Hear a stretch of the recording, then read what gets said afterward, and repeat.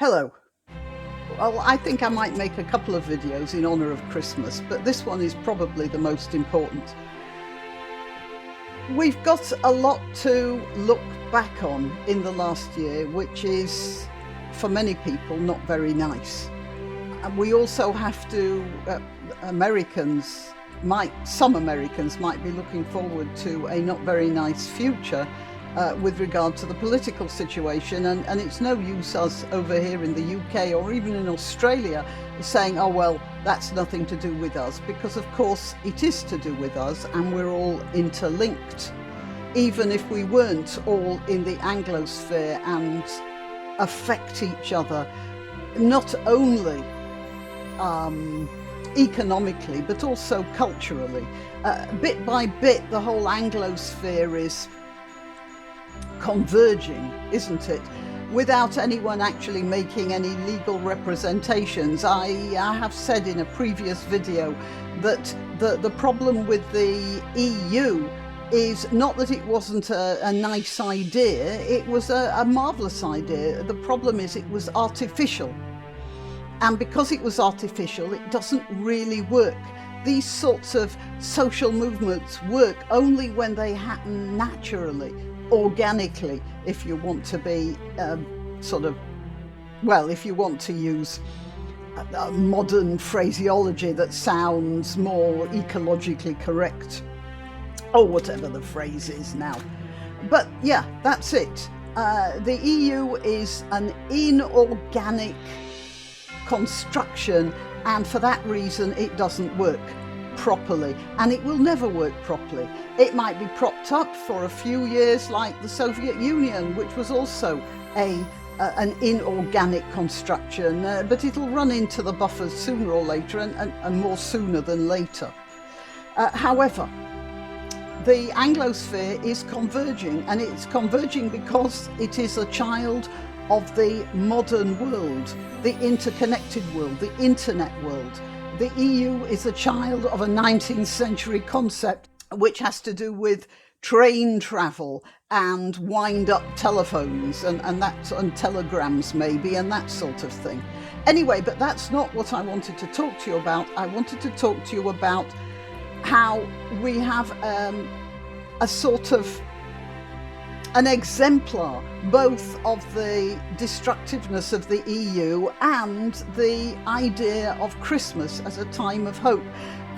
Whether you're a Christian or not, I'm sure that the idea of Christmas is not lost on you, that it's a time when you can, unless you're really some religious fanatic, it's a time when the birth of a child has been used as a metaphor for a renewal and a chance of better things happening later on. Now, you may not think better things are going to happen, as I said, especially if you're on a certain political side and in America. But better things do happen, and they come out of the most surprising setbacks. For instance, there's this. It says here, well, maybe you don't know, I think most people do though, that with the new strain of coronavirus, which was identified in the United Kingdom, but actually it did not originate here. I think the last I heard of it, it probably originated in Brazil, and it's obviously all over the world, and there's no big deal about it. I mean, being specifically British. But France decided to close the borders, even though it meant stranding a lot of lorries on the British side. Now, what they could have done if they were really worried, which I know they're not because it's all over Europe as well, they just haven't found it in France yet. Apparently they don't do such deep dive tests in France as they do here, so it's probably all over France as well. But what they could have done was told the lorry drivers, they have to, most of them, apparently a lot of Polish lorry drivers, they could go to wherever they're going, but they have to fill up in Britain and just keep on going and not get out of their vans. They could do that, but obviously they wanted to punish Britain. So we have this picture here of lorries backed up in Dover. Now, the French think, oh yeah, we've shown the British what's what, but what they have done is they've shown these Polish drivers they're not going to get home for Christmas. I mean, that's just vindictive. That's nasty, that's mean, that's simple spite. And there's no other way of saying it. But out of that, as bad as the situation is, we have this. I want to tell you, I was very privileged once to be a guest at a Gurdwara and attend a Sikh service, religious service. And I've got a lot of time for the Sikhs. They were hospitable, happy, generous, kind, and educated. And I'm not talking about, I'm not talking about university education, although no doubt many of them did have university education. No, but I mean educated in the sense that they were informed about the world. They weren't in their own, they had their own communities, but they weren't insular. Anyway, that was the opinion I formed of them, and here we see them just bearing out my good opinion of them here. So there are all these lorries backed up. There are some more really awful photos showing huge car parks just filled with container lorries like this. And it says here, members of the Sikh community in Kent have made more than 800 hot meals for truckers stranded due to border closures. In less than a week, the UK's dynamic with other countries across Europe and the world has drastically shifted due to concerns over a new strain of COVID-19. Now, almost 60 nations have enforced travel bans on people entering from the UK. Well, that's probably panic, but let's see. Oh, here we are. Sorry, a window closed on me. Most notably, France closed its border with the UK. I might say that Ireland is suffering from this. Ireland, the Republic of Ireland, still a member of the EU, because a lot of their stuff comes in trucks across Britain. So France has really shot itself in the foot there. It showed just how dreadful the EU can be, how drunk on the power that it has. France closed it. I don't know why the cursor's changed here. Anyway, closed its borders with the UK, leaving lorries stranded from the Kent port all along the M20 motorway and beyond, with drivers left with nothing to do but wait. Kind-hearted volunteers are making sure they don't go hungry. So here,